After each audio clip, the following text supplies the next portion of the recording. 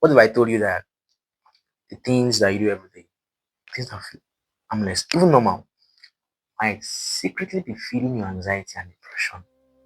Yeah, it could be your own saboteur without even realizing it. Today, we are going to expose 5 habits, 5 hidden habits that quietly worsen your mental health. And once you see them, you'll never look at your daily routine as the same again. No, you won't. But oh wait, if you have not watched the previous episode, the previous video where we explore and unpack anxiety and depression, what this tool does to your brain, what really goes on up there, please go back and watch it, because that video exposes the map. Let me just put it that way. Map how it happens up there. And this video is supposed to help you to avoid stepping into that trap. So I would suggest you pause this video right now and go and watch it. I will link it up here in the video card. Without any further ado, let's get started. Now I know you, right? You've probably been trying this for quite a while now. This weight has been on you, right? Maybe even hiding it from everyone around you, like pushing through work, relationships, even parenting. But inside, you feel like a battle no one else can see. You feel like it's a battlefield that you fight all alone. No one can understand. I get it. I do. Because I've been there. That part of parenting, though, I've not been there. But I can imagine it. And I can understand it because I've had my own struggles too.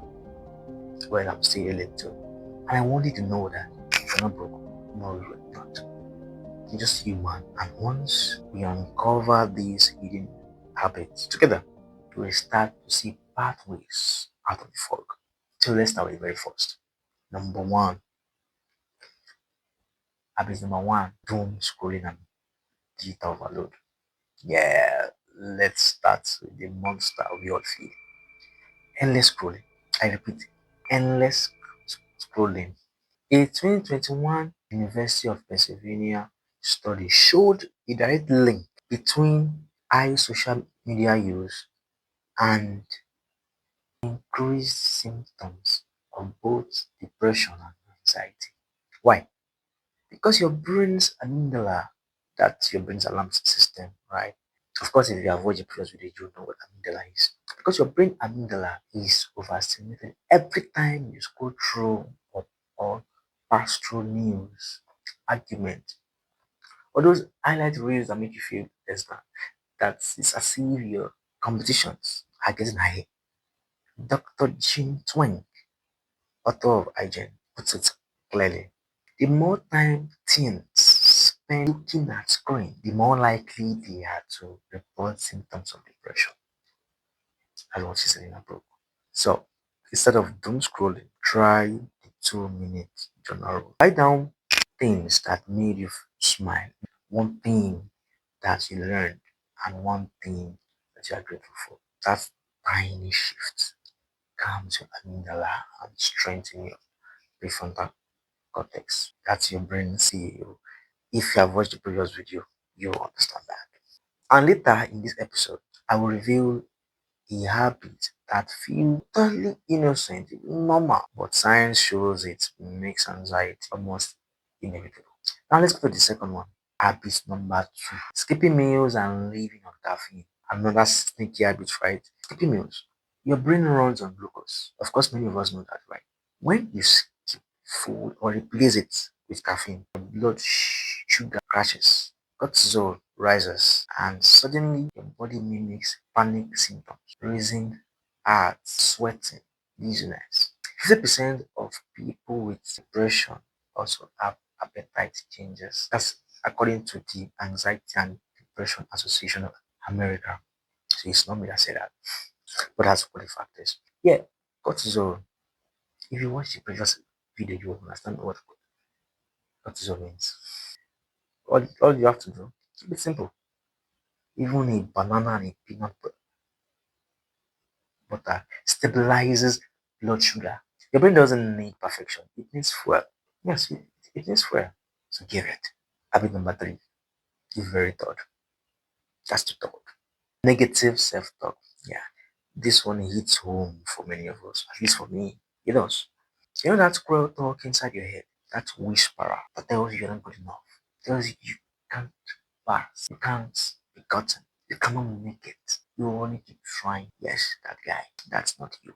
No, it's not. It's not you. So it's called default mode network. DMN. That's your default mode network. Overreacting. Harvard psychologist Dr. Gilbert once said, "We are the only species that spend so much time thinking about what could have been, what might be, and what went wrong." Even sometimes, personally, I even feel those words should be scrapped off of the English language. So here's the trick. Don't silence it. That talk up there, don't silence it. Just name it. Yes, name it. Call it maybe the whisperer. Or for my case, I call it the bad guy. Yes, the bad guy on my head. That's bad guy. So but you can just call it the complainer in chief. Or whatever you like. By labeling it, you can create a distance. You see, early research shows labeling emotion actually reduces amygdala activity. So in my case, I call it the bad guy. Oh, the bad guy is here again. Okay, whatever you have to say, I say, okay. See whatever you've got. That's it. All right. Then I'll not repeat words within myself. Is that like a meditation to counter this? I have put in the work. I have done this. I am greater. I deserve love. Whatever the case might be. That's personal though. But you see any research show labeling emotions and anxiety reduces amygdala activity. So let's move to the very first habit number four. Habit number four, avoidance and isolation. This one hurts. Avoiding people, skipping responsibilities, hiding from life. It feels short term, but it teaches your brain that avoidance equals survival. That's why it makes you feel scarier over time. World Health Organization reports people with depression are 2 times more likely to withdraw socially. Start tiny.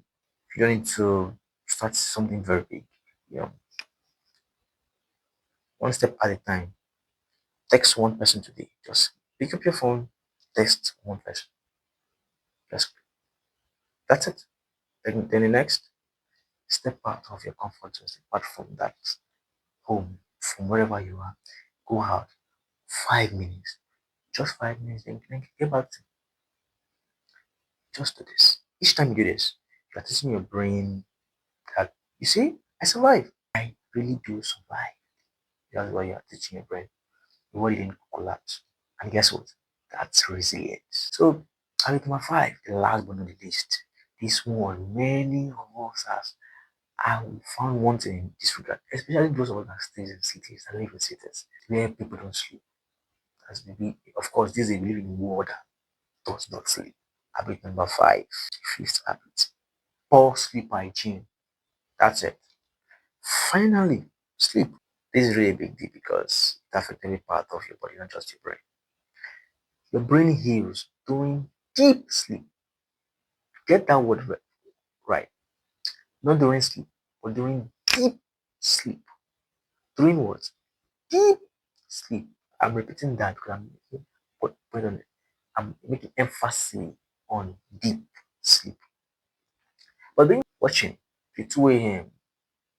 or sleeping with your phone blowing beside you blocks your hippocampus. Yes, it does it. It blocks your hippocampus from processing emotions. And guess what? Lack of sleep triples depression's risk. Not me saying this, but this is according to the National Sleep Foundation. I repeat, lack of sleep triples depression risk. So we need to be careful of our sleep. Dr. Matthew Walker is the author of Why We Sleep. He said in his book, the shorter you sleep, the shorter your lifespan. Sleep is a single most effective thing we can do to reset the brain, which is the fact. Is he lying? Of course it's not. He's not lying. So try a sleep ritual 30 minutes before bed. dim the light, stretch, stretch as much as you can, and read 30 minutes before bed. Your brain will thank you.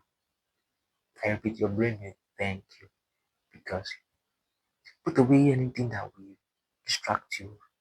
Your phone, put it in the living room or somewhere. Your brain will do what? Thank you. Those are the 5 eating habits. Doom scrolling, skipping meals, negative self-talk. Very, very bad. At least that's personal to me. Avoidance or sleep. Many of us have found one thing that even feels innocent sometimes.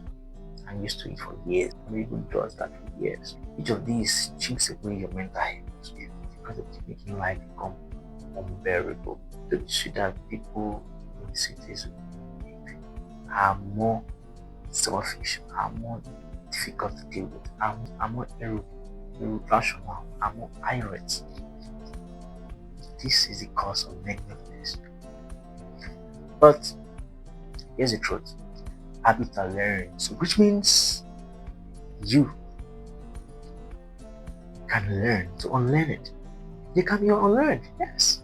So you're not alone. I'm right here with you. You don't have to be alone. Do you remember the 21 day mindset workbook we talked about in the previous episode? In episode 1. The episode where we talk about anxiety and depression, what it really does to your brain. Remember that video? Like I said, I'm going to link the video up here. But if you don't have that book, oh my, I'll put a link in the description. And if you already do, good for you because now is the right time to really use it. Yes, use it as a companion. Stack in habits every day. Stack it up. Yes. It's not magic. It's going to be a daily companion. And this companion is to assist you because you're the one that is doing the work to rewire your brain. If this touch you, maybe share it with someone you love. You never know when I really need it. This was today might touch some people even more than it does touch you. And if you want to connect deeper, our community links are right below the description. I'm going to leave them there. Discord, Telegram, and our YouTube community. Which one works for you best? Really connect the most. Just come in there. Like I said before, you don't have to do what you love this alone. I'm not working alone in this part. I'm right here for you. Having a community is a great deal. Your brain isn't here enemy here. It's been shaped by pain and habit. Don't forget that. But wiring can change. And so can you. Every small act of care is proof that healing is possible. I love the fact that you are doing very consequence work for your mental health. I love that. But guess what? I'm going to see you in the next episode.